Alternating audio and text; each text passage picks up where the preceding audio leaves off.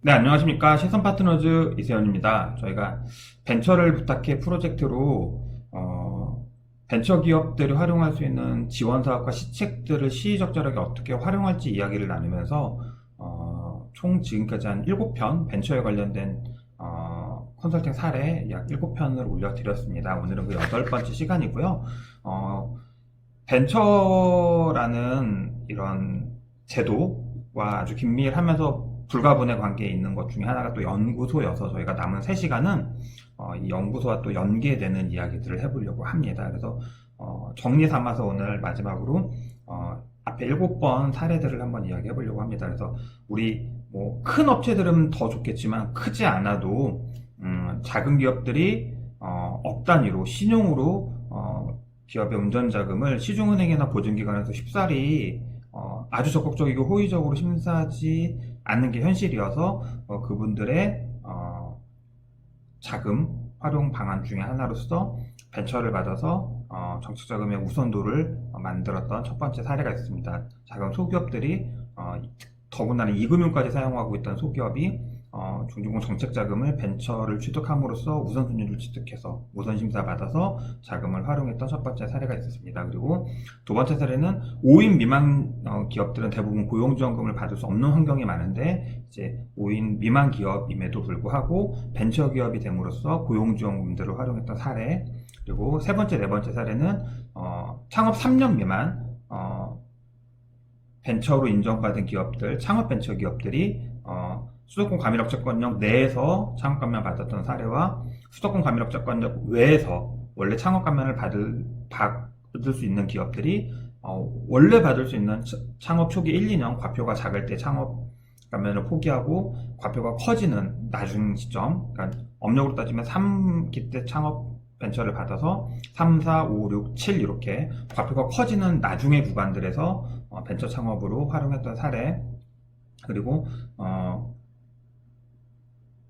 다섯 번째는 그렇게 이제 창업 벤처를 받은 기업들이 부동산, 사업용 부동산을 취급하면서 취등록세랑 각종 개발에 따르는 부담금들이나 분담금들을 감면받았던 사례들을 저희가 말씀을 드렸고요. 여섯 번째 시간에는 이제 벤처기업 육성을 위한 특별조치법의 일환으로 벤처기업에게 투자하는 자 3년 이상 신주 발행 혹은 무담보 전환사채나 신주 인수권부 사채, 유한회사 같은 경우에는 출자 지분을 인수함으로써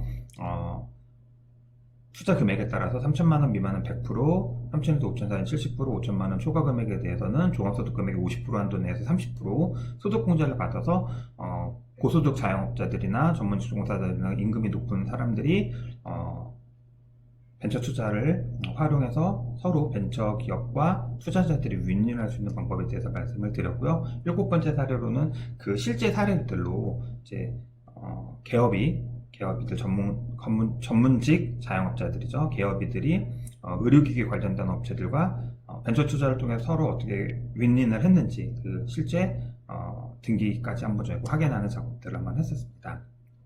그리고 오늘은 8번째 시간으로 오늘은 벤처 얘기가 아니라 나중에 가서 벤처를 받았지만 현실적으로는 이제 연구소가 어떻게 활용됐는지 사례를 한번 이야기해 보려고 합니다.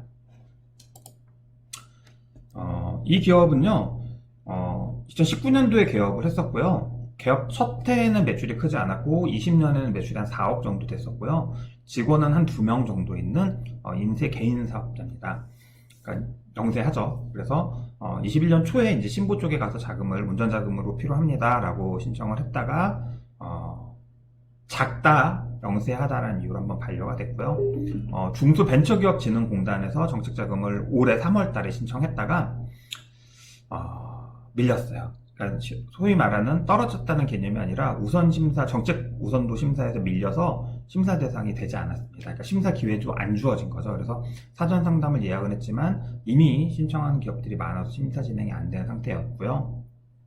올해 4월 달에 저희가 이제 상담을 해서 자금도 필요했고 이 기업이 가지고 오는 아이템 자체가 인쇄 제조 쪽이었기 때문에 여기 이제 박스, 우리 이제 소위 말하는 전자제품이라든가 식품, 뭐 의약품, 화장품 이런 것들을 담는 용기나 박스를 만드는 회사였기 때문에 거기 관련된 디자인권을 본인들이 가지고 있었고요. 그거를 토대로 해서 아직 업력이 3년이 안 됐기 때문에 대표님, 그러니까 연구원 2명이 있지만 실은 이렇게 영세한 우리 공장들, 공장이죠. 공장들은 연구원의 인적 요건에 해당하는 학력이나 경력을 가진 기업 근로자를 채용하기가 쉽지는 않았고요. 그렇다고 어거지로 채용할 수는 없는 환경이었기 때문에 창업 3년 미만 기준을 이용해서 대표님이 연구 전담요원으로 겸직을 하셔서 연구 전담부서를 설립하고 인정서를 받아서 연구소를 보유하는 기업이 됐습니다. 그래서 디자인권으로 다루고 있던 디자인 도안에 관련된 거에 기술적인 요소를 좀 첨부해서 특허권 신청을 하고 이제 기술보증기금은 신보와 달리 기술에 기반해서 평가를 한다라는 특성이 있기 때문에 그 점을 좀 어필하기 위해서 기보에다 운전자금을 신청했고요. 우리 앞에서 신보에서 작다고 밀려났고 중지공에서 작다고 우선순위 정책적 우선도 심사에서 밀려났던 기업인데 기보에서는 이제 현장 심사 거쳐서 2억 운전자금 확보를 했었습니다. 물론 이제 매출에 비해서는 좀 많이 책정이 된 게 있었는데 실제로 이 기업이 지금 개발해서 제품화하려고 하는 이 기술 특허 패키지에 관련된 특허에 대해서 굉장히 좋게 평가를 받던 것도 있었고요. 이분이 또 이제 그런 관련된 다양한 특허는 아니지만 다양한 산업재산권들을 좀 가지고 있어서 그게 좀 잘 어필된 게 아닌가라는 생각이 듭니다. 그래서 기술력을 기반으로 평가하는 기술보증기금을 통해서 운전자금을 신청했고요. 이후에 이제 기보 담당자에게 사업계획에 대해서 이야기하면서 우리가 필요한 게 이제 외주주는 영역 중에서 아주 중요하지만 실은 단순한 업무를 취급하기 위해서 이제 적합한 인쇄기기를 좀 나중에라도 샀으면 좋겠다라고 얘기했더니 이제 기부에서 시설 자금을 우리가 취득해 줄 수 있으니 기기 견적서를 가지고 와라. 그래서 현재 심사 중에 있는 운전자금도 확보했고 기계 사업장에 필요한 외주비를 굉장히 많이 줄이고 생산 공정을 우리에게 체질적으로 맞출 수 있는 최적화시킬 수 있는 기계를 직접 구매하기 위해서 기부에서 시설 자금도 심사 중입니다. 여기서 우리가 한 번 정도 많은 중소기업들이 고민하는 내용들인데요. 그러니까 정책 자금이 싸고 좋은 건 알지만 인지가 부족하거나 온라인이라는 환경 자체가 좀 불편해서 못 하시는 경우들이 있는데요. 그건 좀 익숙해지셔야 돼요. 왜냐면 앞으로는 소진공, 중진공, 신보, 기보, 신용보증 재단 전부 다 이제 홈페이지를 통해서 온라인으로 신청하는 문화가 이미 많이 조성돼 있기 때문에 은행 통해서 아니면 내가 지점에 무턱대고 찾아가서 어떻게 상담을 진행해보는 예전의 방식으로는 접근이 좀 어렵다라는 걸 기억해 주시면 좋고요.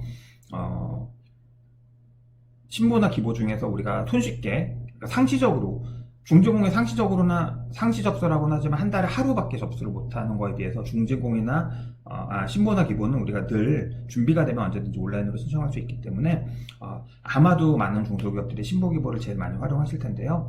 기준을 삼을 때 이게 딱 적합한 기준이다라는 건 아니지만 기준을 삼을 때 신보는 아무래도 이제 매출이 좀 크고 신용도가 좋고 이런 기업들이 우선이고요. 그 와중에서도 수출 실적, 고용 실적 특허를 가지고 있으면 우대될 수 있다라는 걸 기억해 주시면 좋습니다. 아무래도 신보는 신용도, 기업의 신용평가, 대표님의 신용도 평가에 많은 의미를 부여하기 때문에 매출이 크고 신용이 큰 좀 규모가 있는 자산이 있는 기업들이 신청하시기 적합하다라고 보시면 될 것 같고요.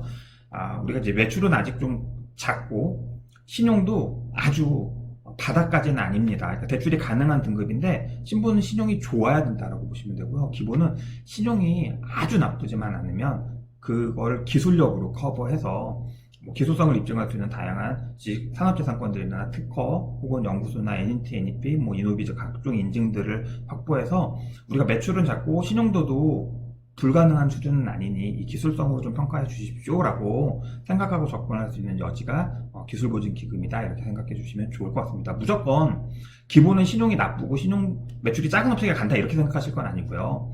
상대적으로 신보는 매출이 좀 작고 영세한 기업들은 심사 적합한 대상으로 보지 않기 때문에 그리고 신용도나 매출이 크지 않아도 신용도가 아주 좋지 않아도 기술력이 있으면 기보 쪽에서는 비교적 호의적으로 심사를 해주기 때문에 우리가 절대적인 건 아니지만 이런 기준을 가지고 좀 향후에 자금 신청을 좀 활용해 주시면 좋지 않을까. 그래서 요즘 보면은 창업 초창기에는 매출이 크기 전까지는 기보를 통해서 자금을 조달하고 회사가 성장을 해서 매출이 커지고 자산이 커지고 고용이 커지고 수출 실적이 생기고 하면 이제 신보 쪽으로 전환 보증을 활용하는 기업들이 많아지는 것 같습니다. 네. 여기서 하나 좀 우리가 고민하셔야 되는 것 중에 하나가요. 기보에서 이렇게 대출을 받았다라고 하면 많은 분들이 기보 대출? 그러면 벤처 인증 신청할까? 이렇게 연결하시는 분들이 아직도 많습니다. 아직도 많아서, 벤처 심사 방식 자체가 이제는 보증이나 대출형으로 할 수 있는 것들이 여기 보시면 폐지됐다.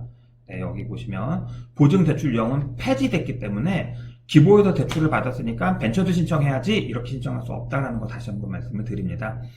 지금 시스템 자체가 우리가 벤처 종합관리 시스템이라는 온라인 플랫폼에 벤처 심사를 의뢰를 하면 우리가 벤처 투자 유형인지 연구 개발 유형인지 혁신 성장 유형인지 예비 벤처 유형인지를 결정해서 온라인으로 기초 자료들을 작성하고 서류를 첨부해서 제출하게 되면 대부분 이제 혁신 성장 유형일 텐데요. 혁신 성장 유형 같은 경우에는 우리 평가 기간을 내가 이전처럼 지정하는 게 아니라 평가 기간이 우리에게 랜덤으로 부여되기 때문에 내가 기보에서 대출을 받았으니 이꼴 기보에서 벤처 심사 받아야지 이렇게 생각하시고 옛날처럼 접근하시면 오류가 생긴다라는 걸 다시 한번 말씀드립니다. 기보에서 대출 받는 건 대출 받는 거고요. 벤처 신청은 벤처 신청 별도로 하셔야 된다라는 거 한번 기억해 주시면 좋을 것 같습니다. 오늘 영상은 여기까지 하도록 하고요. 다음 시간에는 벤처를 부탁해 내에서 연구소 컨설팅 두 번째 사례, 오늘은 첫 번째 사례였죠. 실은 이랬어요. 첫 번째 사례에서는 벤처를 먼저 받을 수 있으면 좋았겠지만 올 4월달 상담이라고 말씀드렸잖아요. 이미 벤처 제도가 바뀐 이후에 만나 뵙기 때문에 물리적으로 벤처를 진행한 다음에 정식자금을 신청할 수 있는 여지가 물리적으로 없었습니다. 그래서 대표님이 운전자금이 필요했던 거는 6월 전후였기 때문에 단기적으로 여기 연구소가 한 4일 만에 나온 것 같아요. 그래서 최단 시간 안에 연구소 설립을 하고 이미 보유하고 있었던 디자인에 근거한 특허 신청을 했었기 때문에 굉장히 짧게 준비해서 자금을 조달했던 사례라고 보시면 좋을 것 같고요. 기보에서 대출을 받았기 때문에 벤처 엔진도 기보에서 할 수 있다. 이거는 좀 아니다라는 걸 기억해 주시면 좋을 것 같고요. 다음 시간에는 또 연구소를 활용해서 중진공이나 오늘은 이제 기보 활용이었고 연구소를 또 활용해서 기보나 중진공 자금은 어떻게 또 활용한 사례가 있는지 이야기 나눠보도록 하겠습니다. 오늘 영상 여기까지 하도록 하고요. 벤처를 부탁해 홈페이지가 거의 완성이 됐습니다. 나중에 광고 영상을 또 찍겠지만 벤처를 부탁해라는 키워드를 좀 기억해 주셨다가 유튜브나 홈페이지 많이 활용하셔서 많은 중소기업들이 벤처 제도를 활용하는 계기가 되었으면 좋겠습니다. 좋아요, 구독 감사합니다.